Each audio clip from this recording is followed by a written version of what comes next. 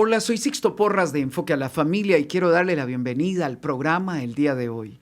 Hoy nos sentimos engalanados. Tenemos una visita desde Perú, Dinko Zambrano, quien es vocero oficial del Movimiento Internacional Con Mis Hijos No Te Metas, una organización dedicada a informar sobre la agenda de la ideología de género, equipar a los padres para proteger a sus hijos de la misma y dialogan constantemente con medios de comunicación, influencian gobiernos y nos ayudan a que todos nos movilicemos para proteger la familia.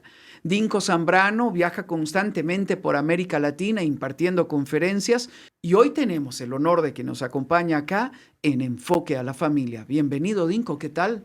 Gracias, Sixto. Muy bien, muy agradecido de tener esta oportunidad con ustedes. ¿Cómo se involucra usted en el tema? Con mis hijos no te metas, la Sí. lucha en defensa de la familia, de los niños. Bueno, porque en Perú en el año 2016 el gobierno de turno, el ministro del Ministerio de Educación del momento, querían implementar lo que ellos llaman el enfoque de género en el currículo escolar. Y entonces, al conocer esto, decidimos tomar acción. Extraordinario. Para introducir el tema me gustaría comenzar por el fundamento. ¿Qué es la ideología de género? Porque es un concepto nuevo, recién se ha interpretado de esta manera. Los que lo avalan dicen que no es una ideología, lo cual no es cierto. ¿Y por qué deberíamos estar involucrados en el tema? ¿Qué es la ideología de género? Voy a tomar el concepto que mi amigo Agustín Laje definió, me parece preciso, así que me permito citarlo. Es un conjunto de ideas anticientíficas que pretenden desarraigar al sexo o la sexualidad de su identidad natural con fines políticos, para así de esa manera reconstruir el concepto de sexo Ujú. bajo género, que sería un constructo cultural. Muy bien. ¿Cuál es el objeto de la ideología de género dentro de esta concepción de destruir el concepto de la sexualidad? ¿Qué buscan específicamente? Bueno, principalmente en la población de menor edad, los menores de edad, niños, preadolescentes, adolescentes, es robarles de la identidad natural que tienen. Mm. Entonces, y hay aquí una serie de estratagemas que espero que a lo largo del programa podamos hablar, pero al robarles, entre otras cosas, la identidad natural que por ciencia, por biología, por química, por genética tienen, entonces esos niños, esos jovencitos quedan expuestos a ser moldeables, manipulables a la mejor manera que quiera esta ideología nefasta. Hmm. De lo que hemos visto, buscan estimular el inicio de la actividad sexual desde temprana edad, buscan igualmente confundir a nuestros hijos para que ellos puedan definir su identidad sexual, trayendo una Exacto. confusión en menores de edad que todavía Eh, no tienen la madurez necesaria. Lo otro que hemos visto es que se han involucrado en el ámbito político y gubernamental. Es ahí donde se cambian las leyes, se Exacto. define el destino del país. ¿Es algo circunstancial o planeado? Es algo planeado. Esto no es una agenda que surge accidentalmente en el camino porque tuvieron la Ujú. oportunidad de entrar en algún gobierno. Es algo planeado, es algo que ya es una agenda de décadas, porque si bien esto es relativamente nuevo en Latinoamérica, en nuestros países, esto ya viene sucediendo por décadas en Europa, en Australia, en Canadá, por ejemplo. Esto es algo que ya tiene un buen tiempo esta agenda en circulación. Hmm. Veo que el discurso de la ideología de género ha cambiado. En los años 90 era protéjase, ¿no? Use el condón, ¿verdad? Sí, Y era lo más inocente que nosotros podíamos ver hoy. Pensamos que eso era lo más grave en aquel momento. claro, Hoy es como un destape total de una perversión. Es exacto. decir, ha llevado a la sociedad a una perversión. ¿Cómo ha ido cambiando el discurso? Si fuéramos al inicio, el discurso de Dios empieza tomando la retórica comunista. Ujú. Genera que la retórica comunista, ¿no? El marxismo generaba la lucha de clases, ¿no? El opresor, el obrero oprimido, el opresor arriba. Al perder su fuerza, tomando este argumento, tienen que volver, el comunismo tiene que volver a usar o levantar o fabricar un argumento de lucha. Y ahora ya no es una lucha de clases, es la lucha cultural. Entonces, cuando comienzan a enfrentar, qué sé yo, lo que ellos generan esto, la guerra de los sexos, ¿verdad? Entonces la mujer es la oprimida, el hombre es el opresor, ¿verdad? La mujer solamente es una fuerza de reproducción y usan términos como el patriarcado, opresor, usan términos como feminicidio, desigualdad, etcétera, etcétera. Todos esos términos se circunscriben al tema cultural. Entonces, al generar una lucha cultural, pueden levantar la bandera de queremos derechos, queremos igualdad, queremos protección, queremos acabar. La palabrita de hoy en día, ahorita es, queremos acabar con el bullying. Eso es con lo que entran en las escuelas. Ujú. Así es como entran en los colegios. No, no, no. Esto del enfoque de género, porque no le llaman ideología, es para acabar con el bullying, con el maltrato. Entonces, ese es el lenguaje que hoy están usando. La meta de ellos es distorsionar el concepto del matrimonio para llevarlo a expresiones que van más allá de lo que uno puede imaginar. Por ejemplo, estuve en un parlamento latinoamericano, los congresistas me invitaron y dijeron, no, no estamos hablando de poligamia, estamos hablando del derecho de las personas del mismo sexo a contraer matrimonio. Pero al mismo tiempo había participado en un foro en la UNAM, en México, en una universidad prestigiosa, para tener un diálogo. Y el líder de la comunidad homosexual en aquel momento dijo, la verdad es que nosotros no estamos buscando el matrimonio, no estamos buscando que nos permitan vivir con tranquilidad. Eso es un tema político. Exacto. Ahí yo me confundí porque dije, hay una intención dentro de los legisladores y una agenda política, pero cuando yo escucho a las personas que viven una realidad del homosexualismo o lesbianismo, muchos de ellos ni cuenta se dan ni participan de esto. Exacto. ¿Qué es lo que hay detrás? Y justamente esta pregunta sirve para expresar el tema que a nosotros nos dicen que estamos atacando a los homosexuales, que somos homofóbicos, y nada que ver. El punto justamente es ese. La realidad es que la mayoría de la población homosexual no está interesada en estos temas políticos. Dentro de esa minoría, porque ellos son minoría, Ajá. hay una minoría aún menor, valga la redundancia, que son movilizados por intereses políticos e intereses económicos para mover una agenda como la que estamos viendo ahora. Ellos quieren en realidad justamente lo que acabas de mencionar, estar en paz. Hey, déjennos tranquilos. Entonces, ¿qué es lo que hacen este tipo de lobbies LGTB? Enfrentan las dos esferas de esta sociedad, digamos, los que quieren un estilo de vida homosexual, los que somos conservadores y creemos en la heterosexualidad y en el diseño original, natural de la familia, y nos enfrentan porque dicen homofóbicos, discurso de odio, eres oprimido, no te das cuenta, pero todo esto dentro del ámbito cultural.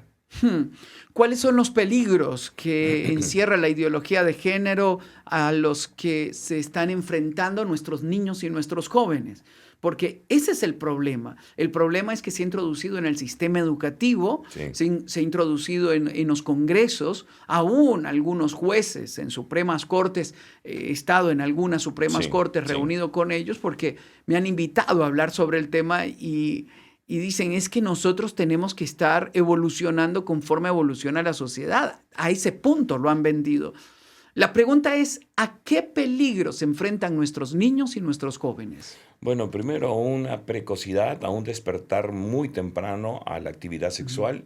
Los mismos talleres que usan, por ejemplo, ahora mismo en Argentina, los talleres del ESI, ¿no? Que son media hora, que durante esa media hora hacen que los niños de 10, 11, 12, 13 años asuman una identidad que no es la suya, por ejemplo, y les hacen vestirse, caminar. Si eres niño, que se vista y le ponen un collarcito y cartera y zapatos de mujer, y a la niña ropa de hombre, y les hacen expresar qué sintieron, qué les pareció bien, qué les pareció mal, por qué se sintieron mal. Luego el tocar su cuerpo frente a un espejo, por ejemplo. Toca tu cuerpo, ¿no? y luego describe y expresa qué sentiste. Y la tercera parte de ese taller es ponen a un niño frente a otro niño, una niña frente a una niña, y que cada uno toque el cuerpo del otro y que también expresen qué sintieron y cómo se sintieron. Entonces, ¿de qué sirve? ¿De qué manera? Es lo que yo he dicho. ¿De qué manera eso ayuda a acabar con el bullying, por ejemplo? ¿De qué manera el que haya un link, fue el gran escándalo de comienzos de este año en el currículo escolar, que llevaba a los chicos de 13 años, de tercero y secundaria, perdón, 15 años, de tercero y secundaria, a un sitio donde les enseñaban cómo tener relaciones anales? Wow. Todas las cosas, ¿no? Cómo suavizar el ano y cómo etcétera, los masajes, eso para tener y disfrutar de la relación del sexo anal. En contra de Entonces, las recomendaciones médicas. y en la currícula escolar, estamos hablando desde este año. Wow. Entonces, y en las entrevistas que me hicieron, pero ¿y por qué? Pero si todo lo que quiero, yo le dije, a ver, ¿de qué sirve? ¿De qué manera hace que un jovencito de 15 años, este link, prácticamente un link pornográfico, mire a una jovencita de 15 o de 14 con respeto? Hmm. Saber, o sea, ya sé cómo, si es que se da la oportunidad, puedo tener sexo anal con ella. O sea, ¿de qué manera? Promueve el respeto, que es lo que ellos tanto dicen, ¿no?, a otros. Entonces, es simplemente, hablando del primer punto, la primera consecuencia o peligro, es un despertar a la vida sexual peligrosísimo, que no le compete al gobierno. Al gobierno le compete formar académicamente a nuestros niños. Que le enseñen álgebra, reglas de gramática, interpretación de lectura, matemáticas, ciencia, etc. Pero la formación de la personalidad en base a los valores le compete al ámbito sagrado e íntimo de la familia. Eso lo están llevando a las leyes. He analizado varios proyectos de ley. De hecho, estuve en Bolivia hace varios años analizando con un grupo de intelectuales un proyecto de ley donde el proyecto decía que la meta es superar los prejuicios tradicionales que han venido de generación en generación.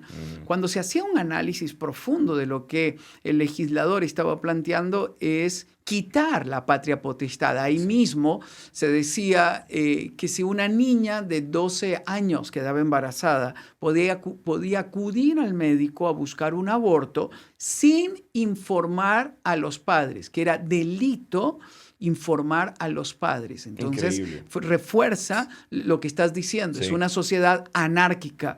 Y aquí traigo a colación un elemento que lo viví en España. Fui a dar un ciclo de conferencias y un tema que me asignaron fue la agresión de los hijos y de los nietos contra los padres y los abuelos.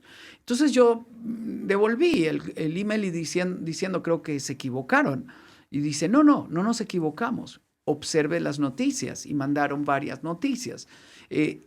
Eso es consecuencia de este tipo de pensamiento. Exacto. Que estimula una anarquía empoderando a alguien que está aprendiendo a manejar su carácter, lo cual es sumamente delicado.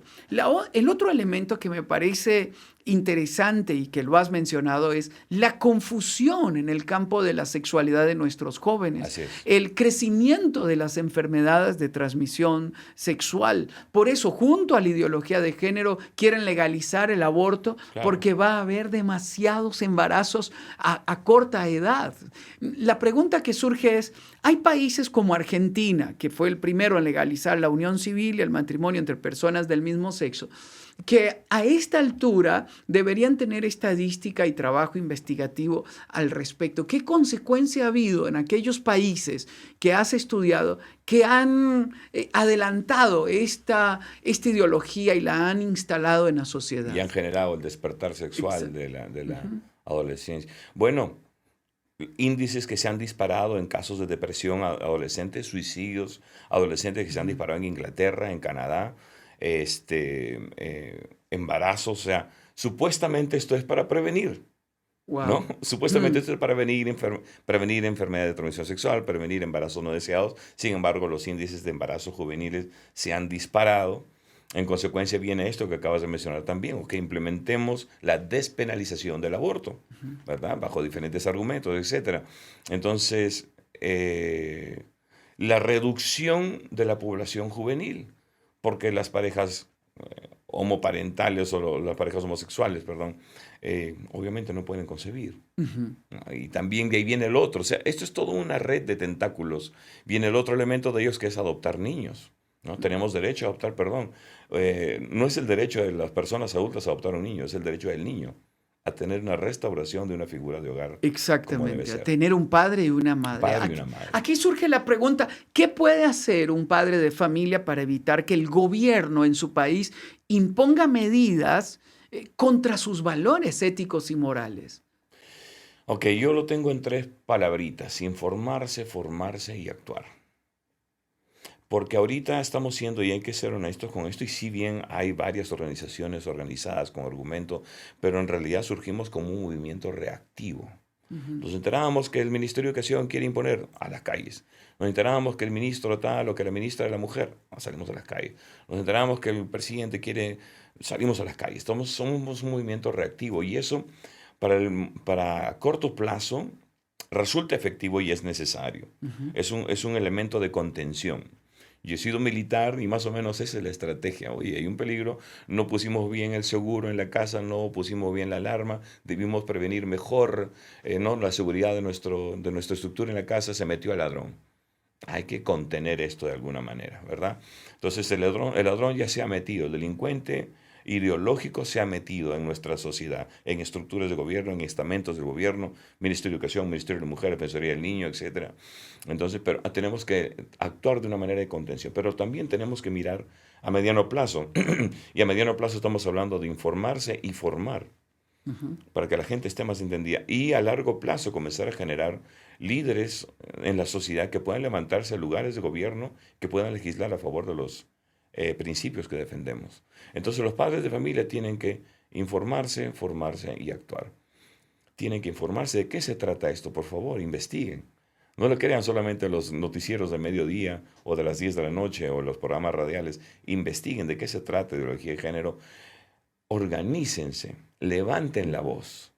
Por eso digo, informarse, formarse y actuar. O sea, organícense, levanten la voz. Hay un poder que el padre de familia, el ciudadano de a pie, no conoce aún, que tiene en sus propias manos. Hmm. Y es cuando la masa se moviliza. En Perú, en 2017, la primera marcha de Con mis hijos no te metas, llegamos al 1,5 millón, superamos el 1,5 millón de personas a nivel nacional.